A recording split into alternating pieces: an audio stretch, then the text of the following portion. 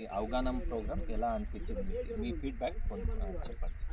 మాకైతే సార్ ఇప్పుడు వికాసిక కృషి సంస్థ సంకల్ప అభియాన్ గురించి మాకు బాగా నచ్చింది.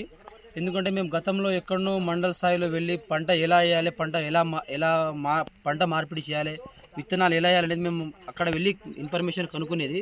కానీ స్వయంగా మీరే కేంద్ర ప్రభుత్వం నుంచి వచ్చి మా విలేజ్లో చిన్న ఒక క్యాంపు లాగా పెట్టి మాకు అన్ని సౌకర్యాలు కల్పించి తర్వాత మాకు పంట ఎలా వేయాలి, ఎలా చేంజ్ చేయాలి, ఏ స్థాయిలో ఎలా వేయాలి అన్న దాని గురించి మీరు చాలా వివరించి చెప్పారు. ఇంకోటి భూ పరీక్ష కూడా చేసుకోవాలన్నారు. మనకు ఏ భూమిలో ఏ పంట అనుకూలంగా వస్తుంది దాని గురించి కూడా చెప్పారు. తర్వాత మనకు జీవామృతం గురించి కూడా వివరించారు. మళ్ళీ వచ్చేసి విత్తనాల శుద్ధి ఎలా చేసుకోవాలి, విత్తనాలు ఎలా వేసుకోవాలి దాని గురించి కూడా చెప్పారు.